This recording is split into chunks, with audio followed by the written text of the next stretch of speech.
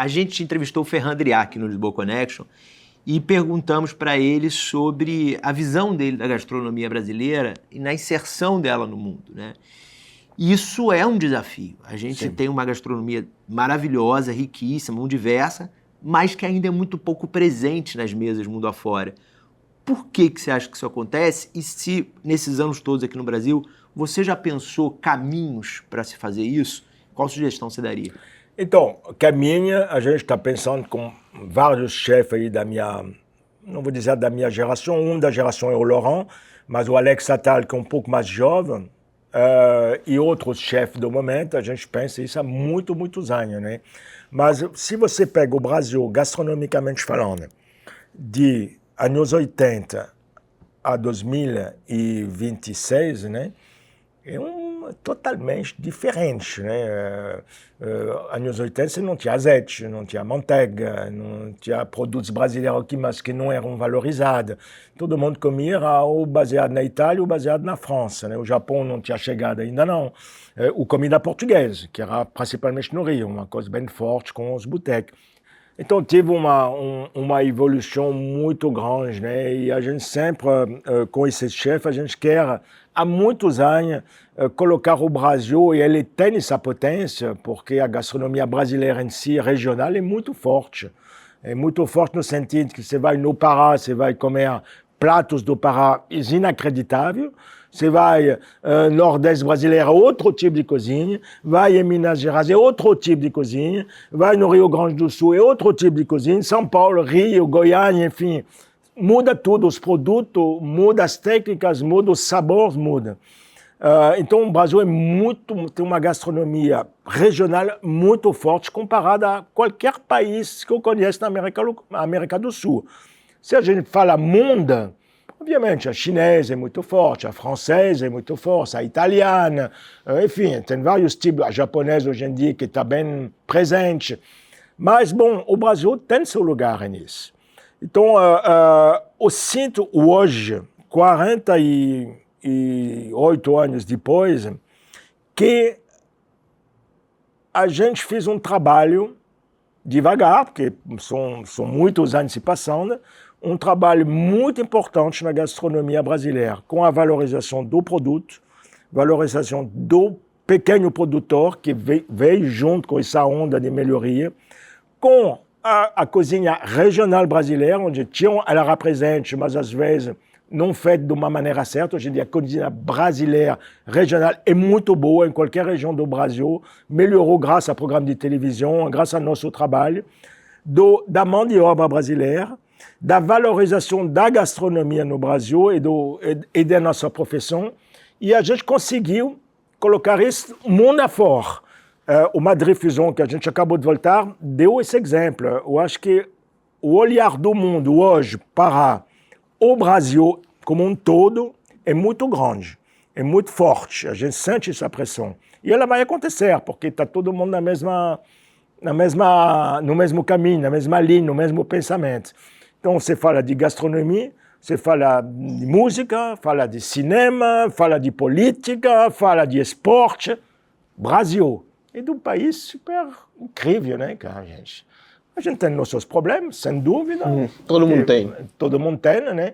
Mas é um país onde as pessoas estão querendo um Brasil forte. A pessoa quer. Acabou dos anos 80, o Brasil era uma coisa assim meio... Não, hoje em dia, qualquer cliente que senta aqui nessa mesa valoriza o nosso azeite, a cachaça, o chocolate, o café, o mel, enfim. Hoje em dia, a pessoa quer comer produtos brasileiros. Que há anos 80 ninguém queria comer um quiabo, um machixe. Uns queijos. Queijo. Para o senhor, o que a gastronomia brasileira tem que aprender com a francesa? E o que a francesa tem que aprender com a brasileira? E qual o futuro da gastronomia? Então, o futuro? É. Não, mas gente, quem pergunta é futuro. Vai te levar pra terapia. Eu não sou vidente. Não, mas a gente sabe que é. Hipnotizado, hipnotiza ele. Não, mas a gente trabalha sempre pra frente. O que o senhor acha que vai acontecer? Então, eu não acho que a pergunta, eu não acho que a brasileira tem que aprender com a francesa, nem a francesa com a brasileira. Eu acho que os é uma troca de ideia com qualquer país do mundo. Inclusive, hoje em dia, a gente está... a cozinha se mundializou, né? Antigamente, a gente falava da França, da Itália, do Portugal, enfim, era muito específico, a chinesa. Mas hoje em dia, eu acho que se misturou um pouco. Você encontra ingredientes franceses, chineses, japoneses dentro de uma cozinha brasileira e encontra na França também o gengibre que não existia na cozinha tradicional francesa. Então é uma troca de ideia e isso muitas vezes vira um modismo.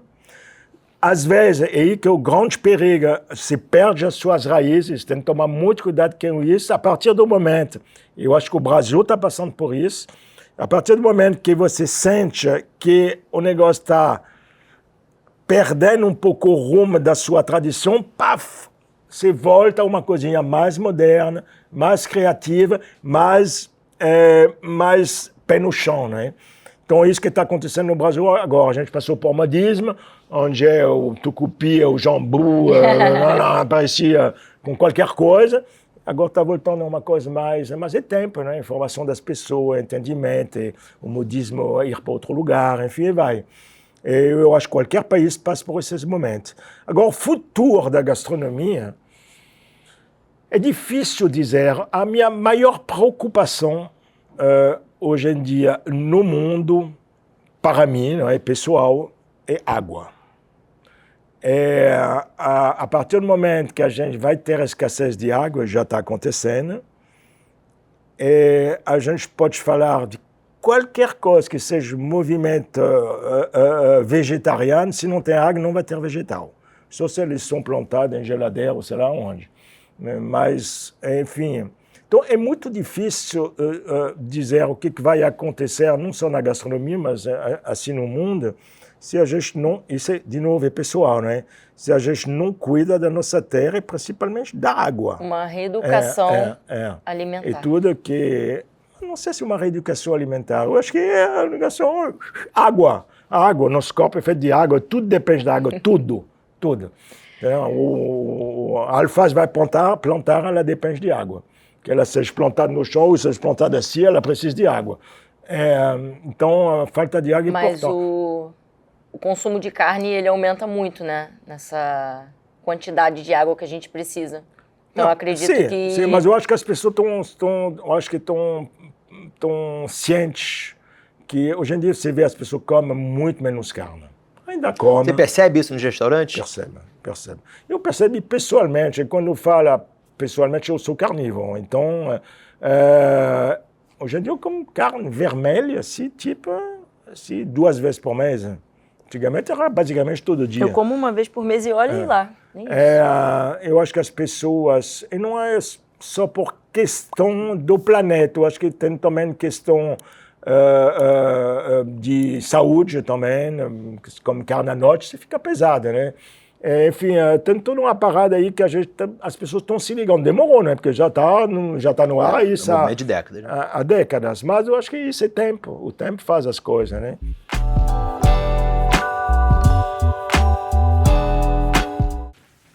Já acorda no caos da timeline, né? Quer tomar seu café tranquilo? Matinal no Amado Mundo. Comece seu dia com informação, não com desespero. Amado Mundo. Dá pra se informar sem surtar.